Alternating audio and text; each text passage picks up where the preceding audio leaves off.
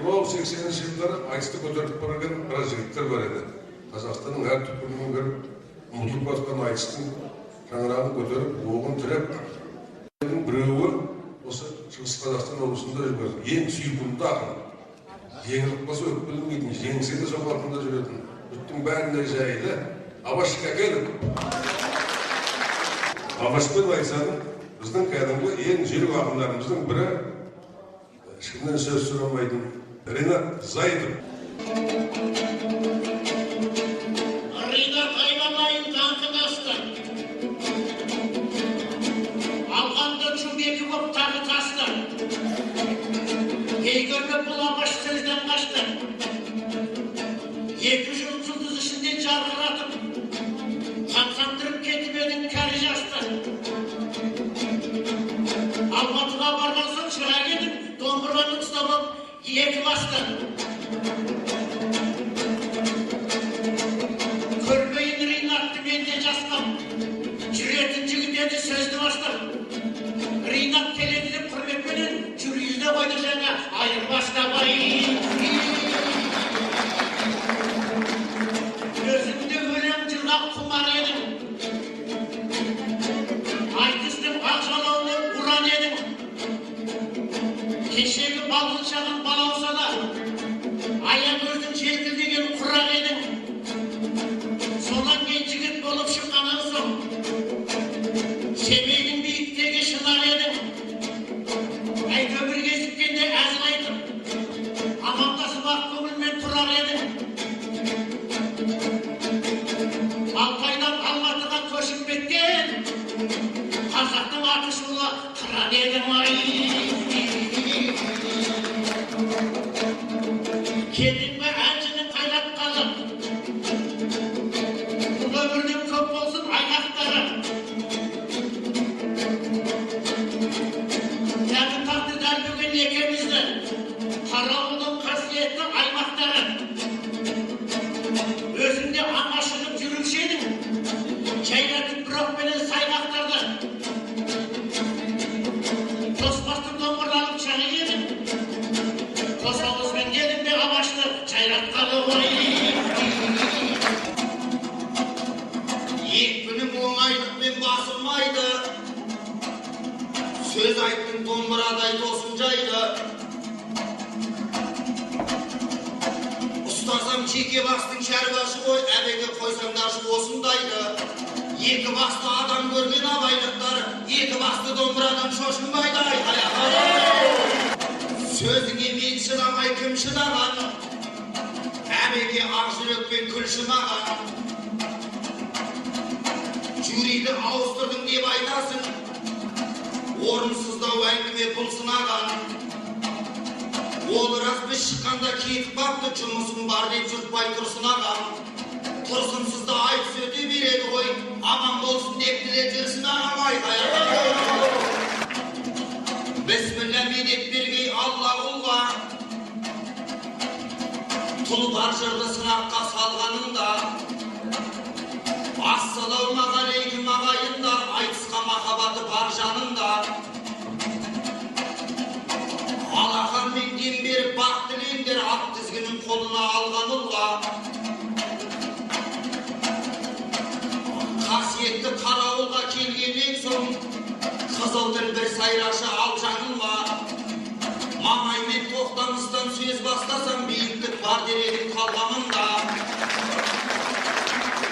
Кеңгірбай Құнанбайды айтар болсам, таусылып бітпейтін ол арманында. Абай Мұхтар Шәкәрімді айтар едім, өлеңмен өңірімді шолғанында. Ақылбай Шәкірменен көкбайларын, мақтауға лайық қой ол нарларында. Ел айтқанды мен қайталап не қылайын, алыстап кетпесінші арман ұлға. Өйткені бұл қасиетті қарауыл ғой, мызғымас батырлығы бар жанында. 40 жыл полигонға қыңқ етпесе, батыр емес дейтін адам бар ма мұнда? Өзім үшін қасиетті болып көрінеді, әрбір адам туған Абай ауданында айқай.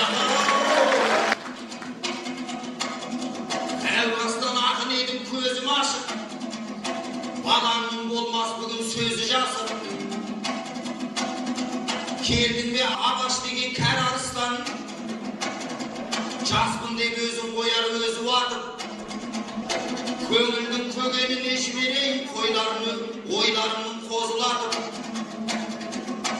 40 рет айтыста бас жүлде алған Абаштың әні гауһар сөзі жақып. Шынымен бір кездерін берген едім, құлақтан құралайды көзін атып. Бірақ ол күндер кетті оралмастай, басыңнан қайран дәурен озы басып. Нарабашең айналдың шалабашқа, сізден де өтіп кетті-ау тез уақыт. Сонда да бағаң қымбат бір мен үшін, қалса да жастығыңның безі қатып. Сізді жеңу абырой емес маған, қасында отырудың өзі бақыт. Айқаяқ.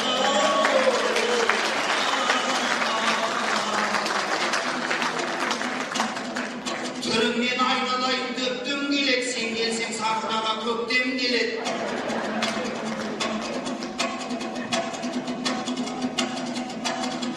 Бүгінгі айтыс бұрынғы айтыс емес, жөн шығар ол жайында еткен дерек. Әмеке мен ескертіп қоям сізді, қазір жастар қарамайды өткенге көп. Шыға салып шайқасқа кіріспесең, аяқ асты аяғың көктен келеді. Алжыған шалдар ұзап академик, әр нәрсені кетпеңіз көптермелеп. Әйтпесе мына халық айтып жүрер, Нарабаш шынымен не шөккен бе деп. Кезін абай болып жүрген Абаш, бүгінде қиясбай болып кеткен бе деп айқаяқ.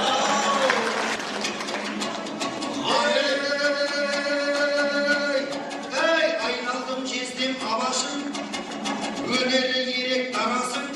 55-ке келген соң біздер үшін ағасың, бірақ білмей жүрсің ғой ағалықтың бағасын. Сахнаға шыққанда жігіт бола қаласың, ақ шашыңды жасырып, оны да бояп аласың. Жаңаласып біздердей жастармен тағы шабасың, берейік енді кезекті көрейік шалдың шабасындай.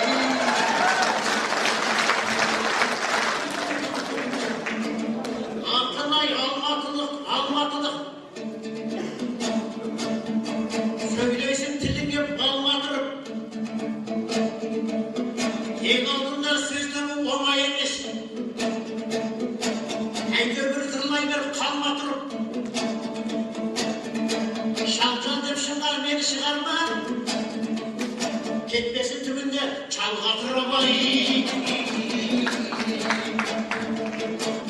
Бұлбәле бамзені қалқан бұлақ,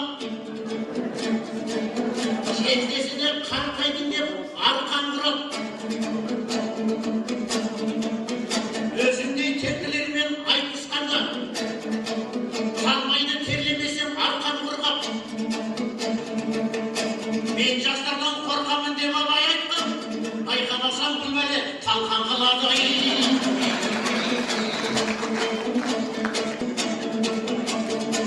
Ола берсін жастардың бағымасын, шабыт кесе ер алдында ағыласын. Оясырлап елерінде жас көрірсін, қолдан бір жастықты сағынғасын. Жақсы ой ер алдында басаттанған, көрейік жақсылыққа жасамғаным. Жеткілде берін атжан жүре берсе, аңдайса да ел алдында шашақталғандай.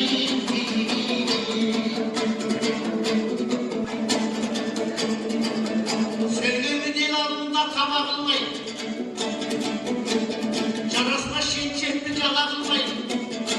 Әйтеуір жездемді мақтай берген, мен отырам қайнаған самауырындай ай. Кетпесін жан-жақтарға ойларымыз, әуелден өлең болған айбарымыз. Әмеке шыға сала сағынаға алматылық деп қоймадыңыз. Айтасыз әңгіменің тағы несін, Семейде туған менің бар үлесім. Қай жаққа көшсең дағы Абашаға, әйтеуір Қазақстан әдіресім. Біреу мені Алматыға кетті дейді, біреулер арманына жетті дейді. Көре алмас кейбір адам сыртымыздан, тойған жерге ит құсап өтті дейді. Бірақ менің елім олай дей алмайды. Басыма бақ қонғанын бек білейді. Біздің елден ел көшсе өкпелемей, өсіп жетсін баламыз деп тілейді.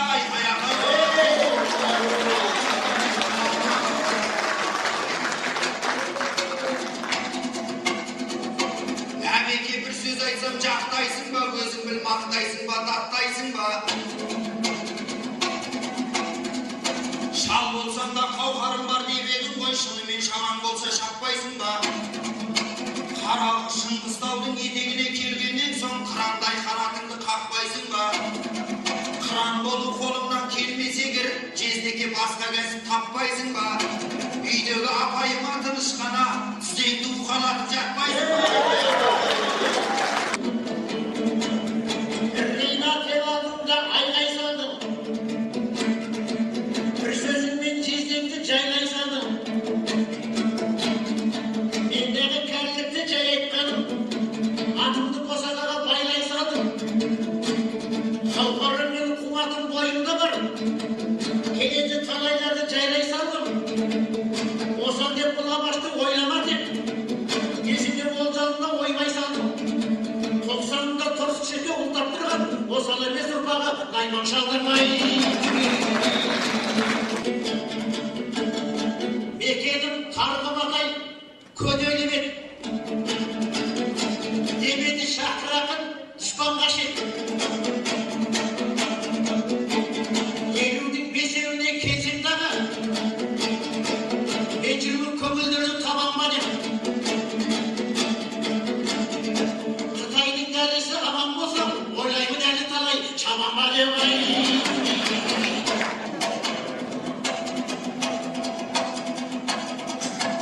Ойымыз біздікінен бөлек беді, көсілгендей боласың еректегі.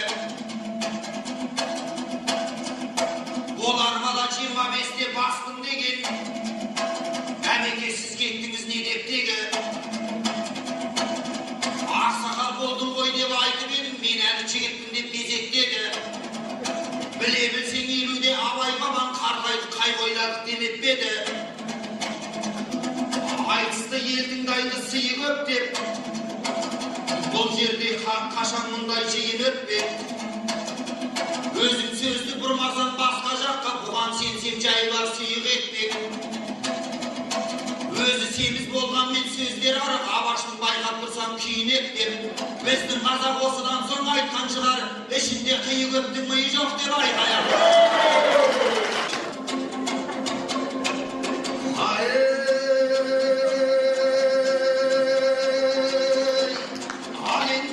Шабайын көзіл десең, сақтарсың бұл айтысты есің десең.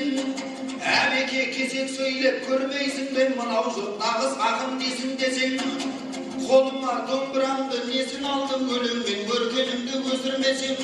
Абайдың даласында неге туды, аламан көрген кезде шешілмесем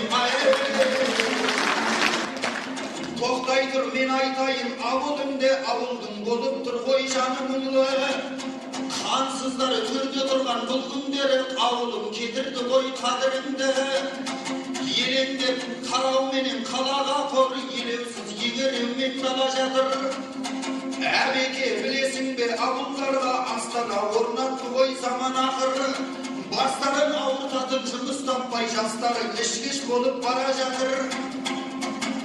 Дәріге мұқтаж болған науқас болса, бәрі де пенсияға қарап отыр. Шала қазақ балды жеп қалада бер, қара қазақ қасығын шалап отыр. Осын айтпай Қытайдың дәрісін айтып, бұл абас қандай жанға бала отыр.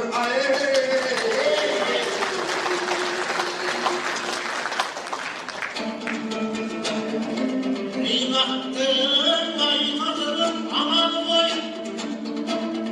қиюнан қиыстырып табаны ғой. Әр сөзің әз болып тұрған менен, көпшілік естігенге табады ғой. Абайды қартайса айналайын, мұнымен жаңыз алысқан заманы ғой.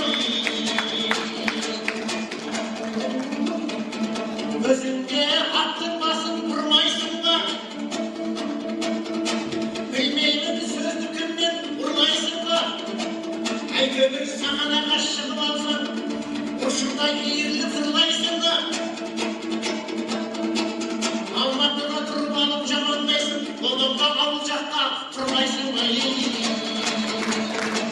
Kanatın болашаққа қағып жатыр, мағжанның биіктерге тағып жатыр.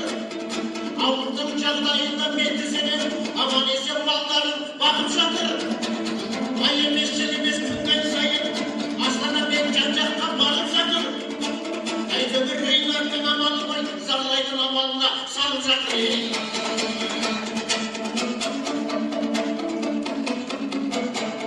Сөз беті бұнда сенің таба алмайтын, әдетің бе әлде сенің амалдайтын. 20 жыл тәуелсіздік жасаймыз ғой. Дұшпандар жоғы десе табалайтын. Кендетін кеше салса қайтер еді. Жөнің жоғы дөзеліңді жамандайтын. Жүргенсің әрине топқа түсіп, сөз сөйлесін сырттан қай тонға түсіп. Өзіңнің елің қазақ жерін, жамандайсың жүргенсің суыңды шымай. Ринаттың айтқаны жөн келеді, келдесін қатиғаға өңгереді. Керуен келе жатыр түзіп жолмен, аман болса халықтың да жағдайы жөнделеді бай. Ардағын биіктерге асарып еді, қиындықтан бұламаш қашап еді. Халықтың жағдайы жаман болса, бұрандай тойды қалқын жасап еді бай. Кеттің ғой ауылыңды мақтап дегі, әкімшілік осылай баптап беді. Әбеке жағдайың жақсы болса, құлағыңа сөз айтайын шақтап дегі. Жағдайы жақсы біздің семейіміз 3 жыл бойы қыс келгенде қатпап беді. Жұт келгенде осынау ағайындықтар малдарын көп тиынға сатпап беді. Сол кезде жағдайды жасағыштар үндемей кеңсесінде жатпап беді. Сен болсаң өтірік айтпа деп айтасың. Жалғандап үкіметті ақтап тегі. Жалған сөйлеп ақынға жарасар ма, қашан біздің бастады алашалға. Күйікке толғаннан соң айтамыз ғой, билікке махаббатпен қарасаң да. Семейдің облысын қайтармасаң, біз ойлаған сияқты бағасар ма? Жолымыз ойқы-шүйқыш, қиқы-жиқы, үкіметтің кінәсі ғой шамасы бар. Жоқ келгенде малымыз қырылады, Құдаймен шамаң жоқ қой таласарға. Мал деген бұлым біздің жақта жалғыз кәсіп, жаныңның садағасы санасаң да. Қайдағы жоқ заңдардың кесірінен оңды бола алмай жатыр ғой шала шаруа. Осыны түзететін үкіметтің құма әкімдерге құмар жала жабасауға. Осының бәрін қалай көрмей жүрсің, жағдайымыз жақсы ма аға сонда. Кезінде Семей қара шаңырақ еді, айғыны баланатын орасанға. Астанада жолына сөз өтпейтін қара шаңырақ айналды қара шалға айқаяқты. Қаусаған қасіретті қара бұлмын, жасы бар жанарымдан аламын. Алтауыз айтқан сөзін жетер мекен құлағына Астанадай қарағым. Толып тұр бүгін нала көңілімде, саған айтпай айтамын оны кімге. Бұл күні көзімізге бұйырмай тұр қойнымнан шығып жатқан көмірімдей. Шапты деп облысымды өкінемін, қайғыдан қарсы айрылдау көкірегім. Қайтадан Семейімді ашып берсін, осыны Нұр Отаннан өтінемін. Шатал емес еді-ау масштабында, облысты бекер жауып тастадың ба? Алаштың астанасы болған жерде не таптық, Өскеменге қосқанындай.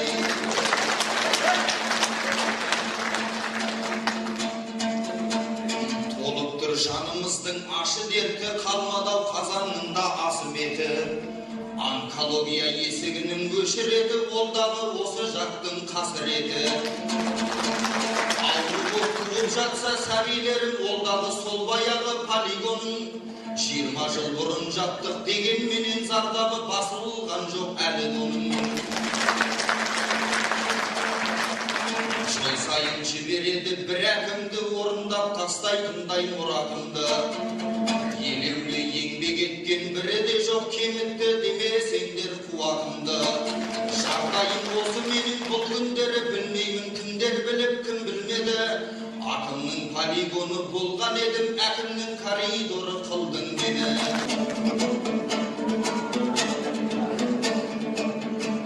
Албашты сөгөгөріне еттем өтін. Ринатта өкөлеп кетпес екен.